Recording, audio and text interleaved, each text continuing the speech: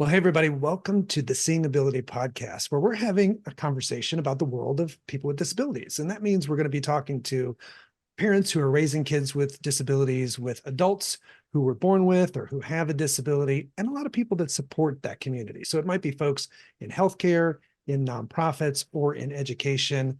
I'm your host, Jim Littlefield-Dalmaris. First of all, I want to thank you for tuning in. We know you've got a lot of choices when it comes to podcasts. So thanks for listening to us today. And I think you're going to be glad you did, because my guest, Jenny Smith, has a lot of different perspectives as an athlete, as an advocate, as an author, and as a person traveling this path. Jenny, first of all, welcome to the podcast. Thank you. As my listeners know, I like to start out, we're all people. So I want to start out with the fast four brought to us by my friends at Reliable Tech Help. So remember, for all your tech needs, reach out to them at 502-797-7399. The fast four, number one, what's your favorite food? I would probably have to say any ethnic food. Okay, ethnic I'm food. a foodie, yeah. If we saw your playlist, what's a song that would be on it, or a group? Something from Ren Collective. Okay, excellent.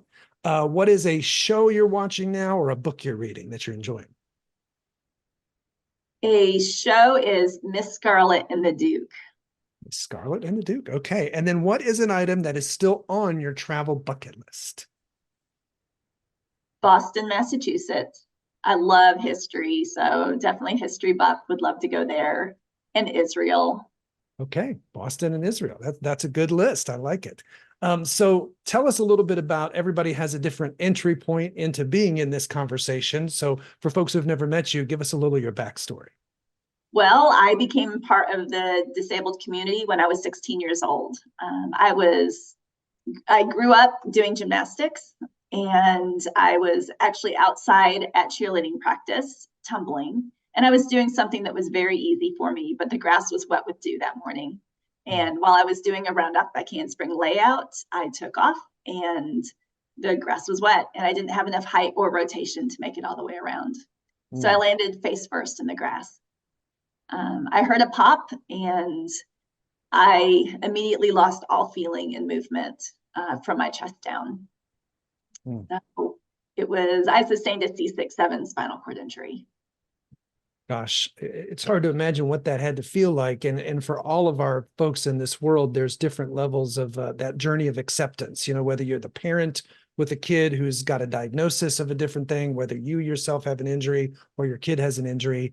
So tell us a little bit about your journey with that stage of the process and going through it. What's your, I guess, your takeaway or your advice for others? You probably talk to people who've had injuries since then, obviously. Absolutely.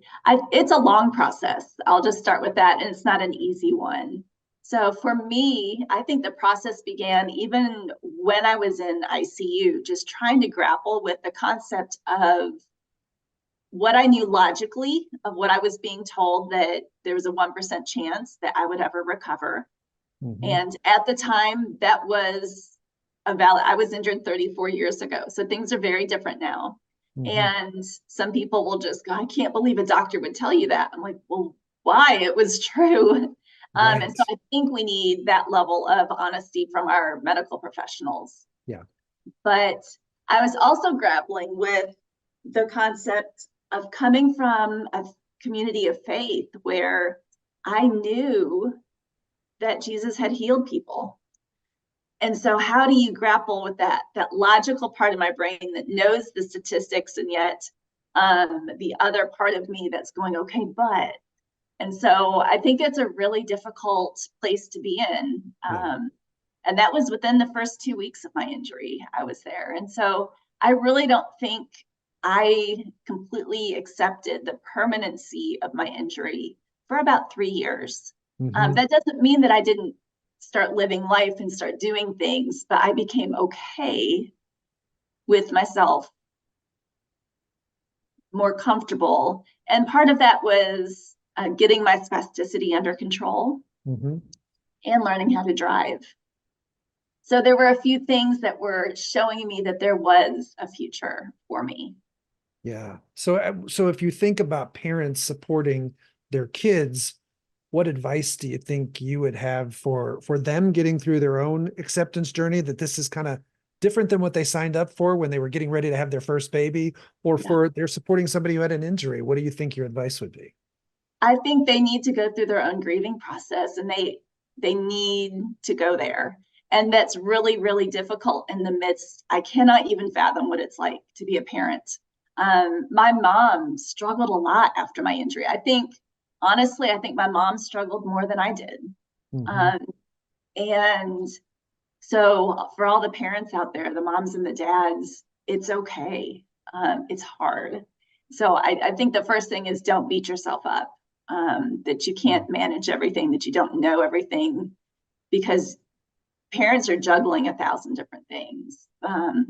But once again, I think peers can be so important in this process. So for parents, I would seek out other parents, just as someone with a disability needs to seek out peers as well, because that's such an important part of the process of just becoming knowledgeable about our conditions, but also just feeling acceptance of ourselves, not necessarily of our injuries or disabilities, but just becoming comfortable with ourselves. Mm, I love that.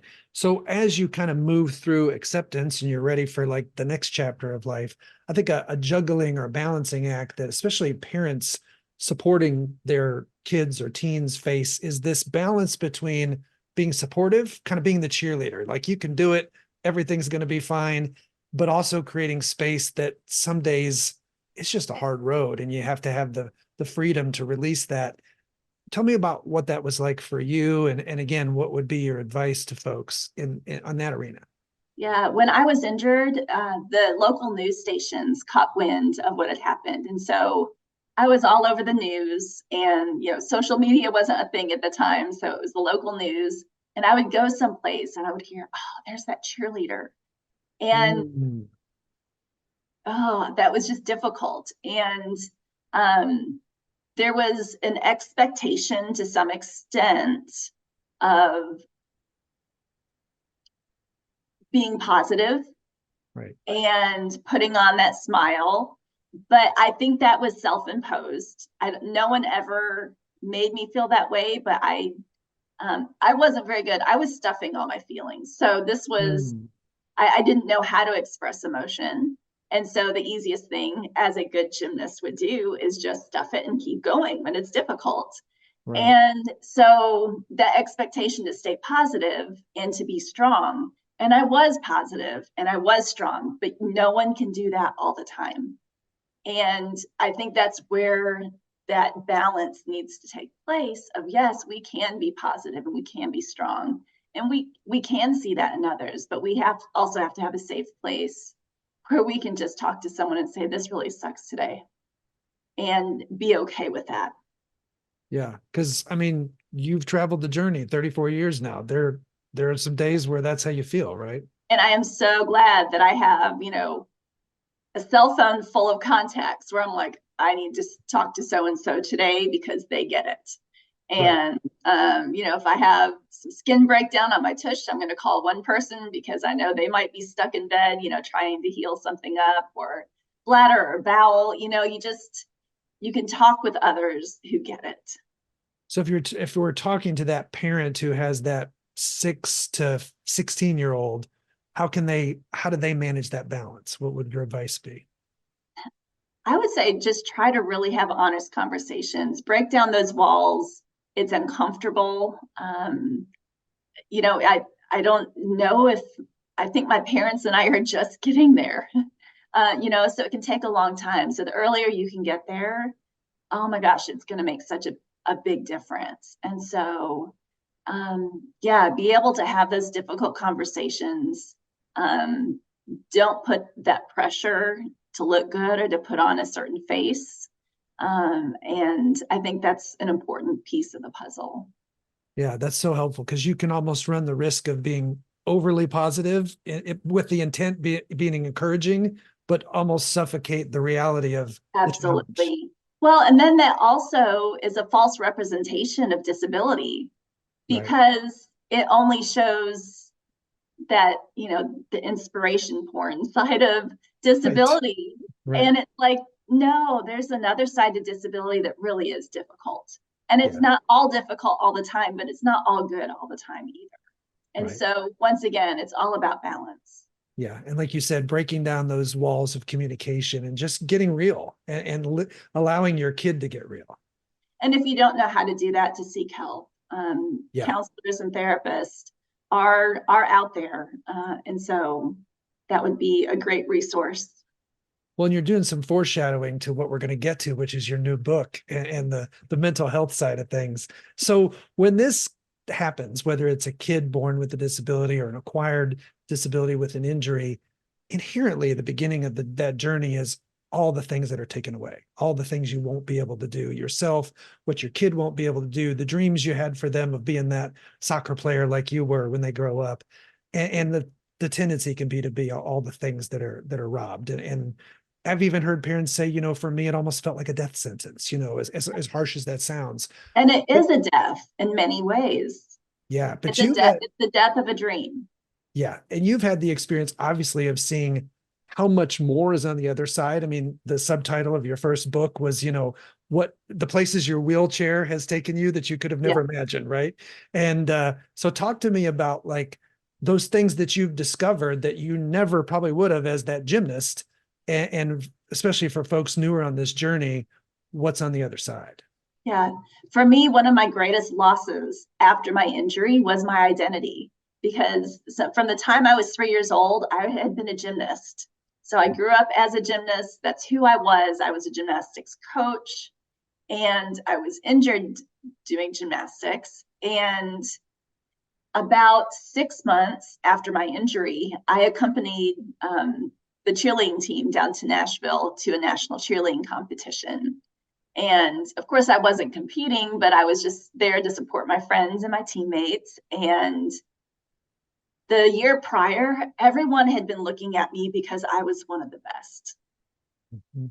And 6 months after my injury, everyone was staring because I was pushing a wheelchair through heavy carpet. And anyone who knows what that's like, it's just miserable to try to push through carpet. And I was just being looked at, and I could see in their eyes that they were saying, "You don't belong here." And I just wanted to yell, "You don't know who I am." And that's when I realized I was no longer a gymnast. And that was really one of the first times I really broke down and cried, because it was such a big loss. Because Mm. who am I if I'm not a gymnast? And so that loss of identity is big. The loss of independence. Um, there's so many losses. And for a parent, I didn't think about these things at the time, but talking to some of my mom's friends, my mom was grieving the fact that she didn't think she'd ever see me, quote, walk down the aisle, or, Mhm. so those dreams that every parent has for their child. Yeah. And so there's so many losses. Yes. Yeah. So for you, folks who haven't met you, you've been involved in so many things, advocacy, athletics. Tell us about the stuff you discovered that you didn't know was coming. Yeah, so because I didn't know who I was, I stayed in school as long as possible because I was a good student. So I could define myself by my grades as a recovering perfectionist. I wasn't recovering at that time. I was still very much a perfectionist. And so good grades meant I'm a good person. And so found my way through school. I got my master's in counseling psychology, which is really funny. It's not what I would have chosen, but I was there for a reason, Yeah. and grew so much through going through that program. And ended up teaching ESL, English as a second language, for a little bit, but also went on my first trip to Mexico to help distribute wheelchairs. Mm, And that was life changing. And yeah. just to see the lack of mobility aids for people in developing countries. And so I did that for the next 8 years. So I spent a lot of time in Mexico and Afghanistan, Costa Rica, and El Salvador, just being able to um, not only donate mobility aids, wheelchairs, walkers, canes, crutches, but also collect them here in the United States so that we could refurbish them and ship them overseas. We would do sports camps during those times as well, and just get people, teach people how to use a wheelchair. It's something that you need to learn. Yeah. And I And would imagine through those experiences, if you had a time where you were focusing on your challenges, that probably gave you a paradigm perspective of your blessings. I always tried to view life through, counting every blessing. We have so much here, and that's not to negate the difficulty that life still is, but we Sure. also do need to realize how much we do have. I grew up in the East End of Louisville, and I just expected or thought that everyone with a disability received a wheelchair or two after they were injured. And that's not Right. how the world works. Yeah. Yeah. That's amazing. So athletics has been a part of your journey. Tell us a little bit about what you've been involved in over the years. Yes. So because I was an athlete prior to my injury, Yeah. but as a recovering perfectionist, I did not want to touch sports because I didn't want to do something that I wasn't going to be good at. Okay. But someone came into my life and she was wanting to teach wheelchair tennis. And I was like, sure.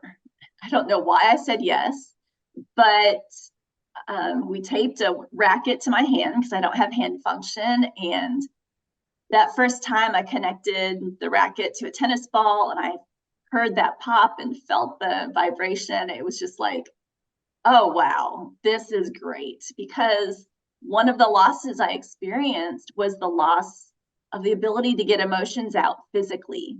Yeah. And that was something I had grown up with. I could go get a good workout in any anger or pent up frustration I could get out, or I could play that on the piano, and I'd lost that. And Yeah. so I had an emotional outlet again through sports. So that started with tennis, and then I began rowing and playing rugby. And once again, the community of people within adaptive sports is just, you can't get any better quality people. So if anyone is out there and you're afraid to try sports, just do it.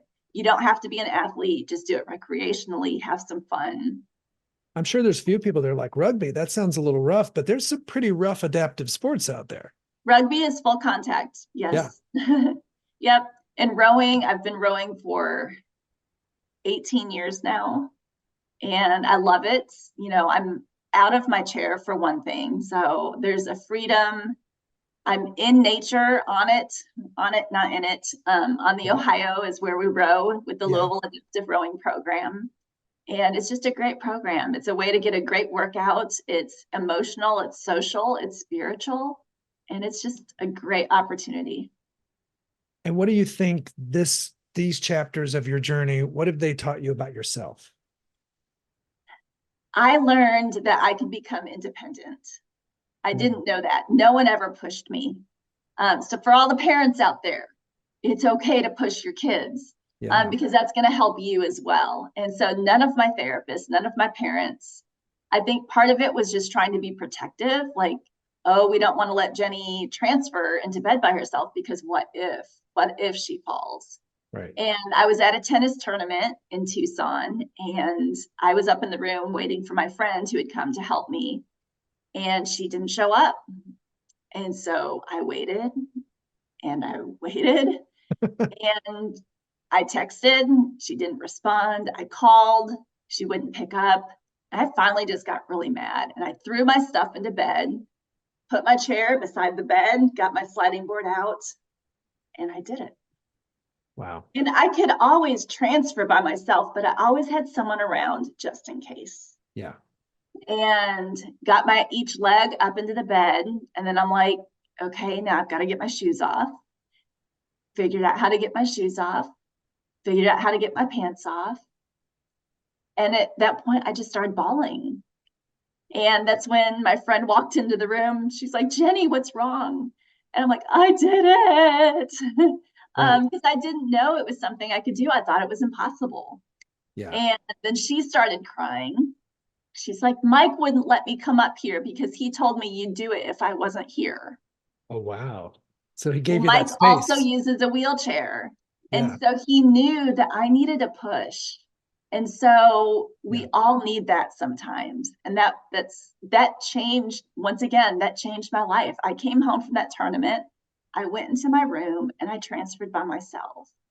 And that allows me to live independently now. Yeah. Uh, yeah. So I think that that's one of the things from sports is that other people with disabilities have a voice that I will listen to.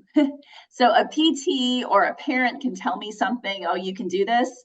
But when I see it done by someone else, an example is much stronger.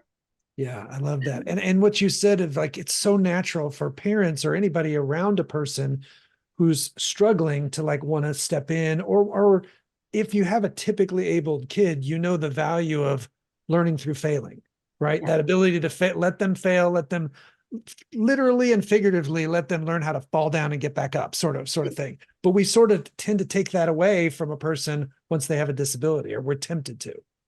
absolutely. Yeah, that's powerful. So let's talk about the segue to we foreshadowed it earlier, the mental health side of things, and I think Yeah. that's what the motivation. Tell us a little bit about the motivation. First of all, give the folks who aren't familiar with you the title of your first book, and then what was the motivation to keep to do this latest chapter and latest book?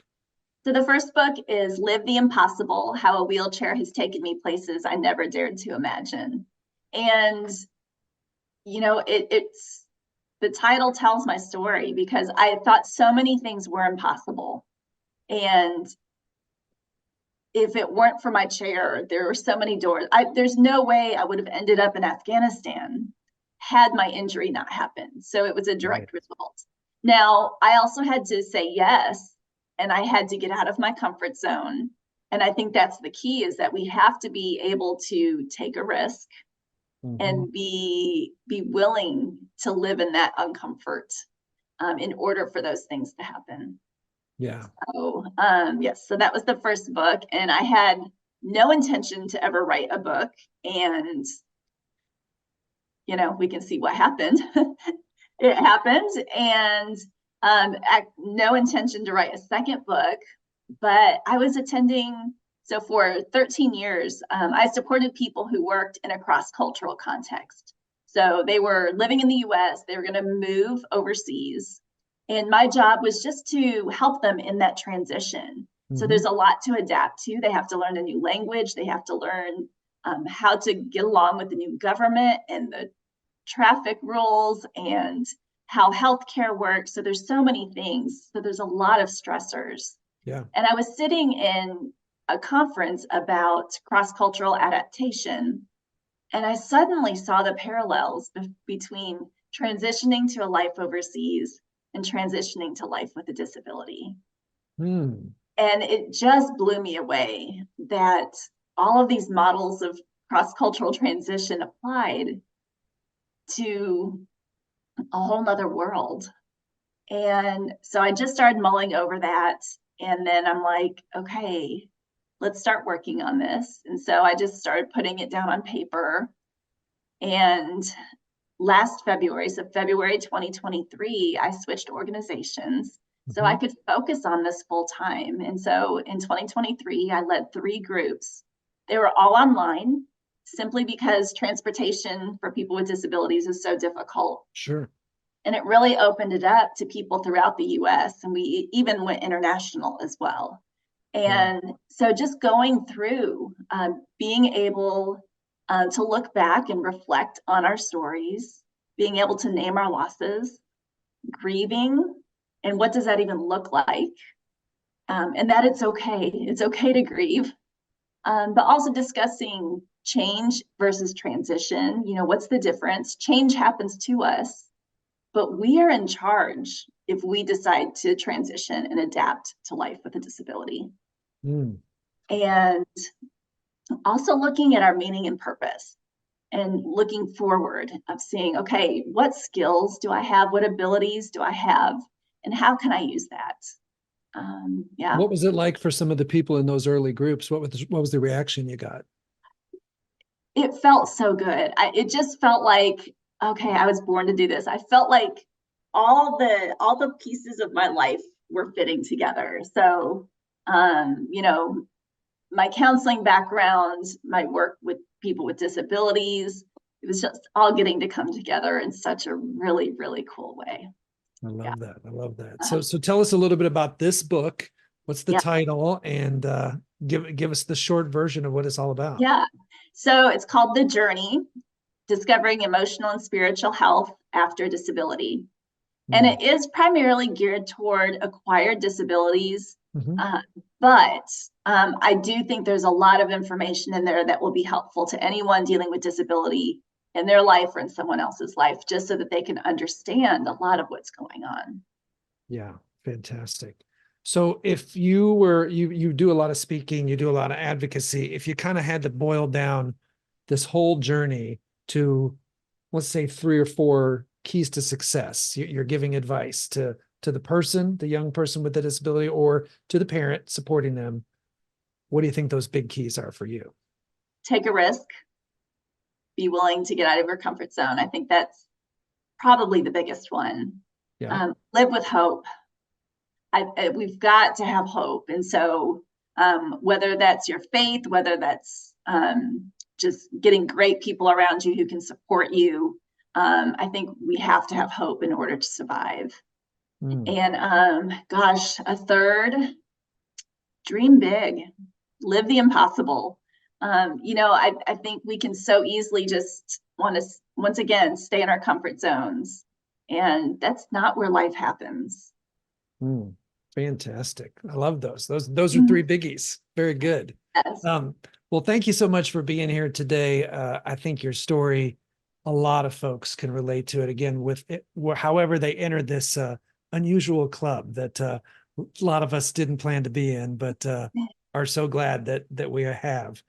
For the listener, we appreciate, again, you being here today. We could use your help. We're still new and a little bit of a best kept secret. So if you just go to seeingability.com, we'd love for you to follow our Facebook page and like the page, and also share this episode with other folks that you think could really benefit, especially folks that are sort of in that position that Jenny and her family were years ago, who could really benefit from things like this. And we'd love to hear from you. Maybe you have, right now we're doing an individual like Jenny once a month, as well as a nonprofit that's working in this space. And we've had many amazing folks on, but we know there's a lot of people out there that we haven't heard of and that our listeners need to hear of. So we'd love to get your ideas for that. I want to give special thanks to the Bauer Foundation that helps underwrite this podcast, and all of you who are listening. So Jenny, thanks again for being here. I loved having you.